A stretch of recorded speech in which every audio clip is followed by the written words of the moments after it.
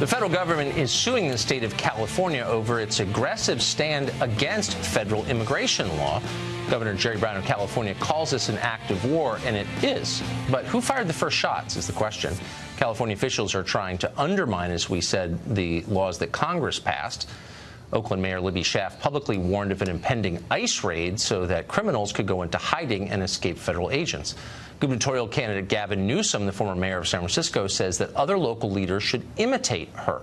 Thomas Homan is acting director of ICE, and he joins us tonight. Mr. Director, thanks for coming on. Thanks for having me. So when you have the largest state in the country saying it's illegal for anyone who lives in that state, private citizens, to cooperate with you, a federal law enforcement agency, what does that do to the work you're trying to do in the state of California? It makes our enforcement duties a lot more difficult in the state of California. Rather than taking custody of a criminal alien who's a public safety threat inside the security and the safety of a county jail, right, where we don't have access to weapons, now we are forced to go into neighborhoods, places of employment to locate these public safety threats on their turf, where they could have access to who knows what weapons. My biggest concern is one of my agents is going to knock on the door someday, and he's not going to go home that night. And that's very unfortunate, because he should have been able to apprehend that person in a jail and not be forced to go on his turf to arrest him. So this is making it more dangerous for federal immigration agents, but there's an irony here, because the state of California, its politicians are claiming that you guys are going door to door and rousting the innocent, but you're saying that their policies are making you go door to door. Yeah, look, let's be clear. The sanctuary city policies are forcing our hand, right? For decades, we've had access to county jails. We can take, some of us in the country illegally, and they're sitting in a county jail, which means they're not a choir boy. Locals and state officials have made the decision to lock these people up. Well, and for decades, we went to the jail, identified them as illegal aliens, and take them into custody and remove them from the country, remove them from the community. But because they've limited our access to the jails, they don't share information with us.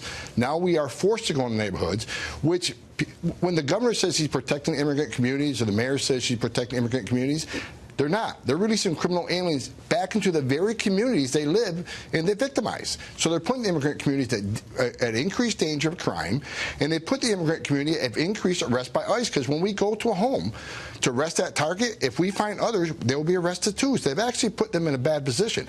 And I'll add this. If they went to the immigrant community and asked the immigrant community, where would you rather have ICE, in a county jail or in your neighborhood, I guarantee they will tell you the county jail. How does it make you feel to hear your agents described, in effect, as bigots, as a domestic Gestapo by Democrats in California? It's an insult to the 20,000 American patriots that work for ICE. These are men and women that get up every day and strap a gun to their hip to defend this nation. They leave the safety and security of their home every day to protect their neighborhoods, to protect the community.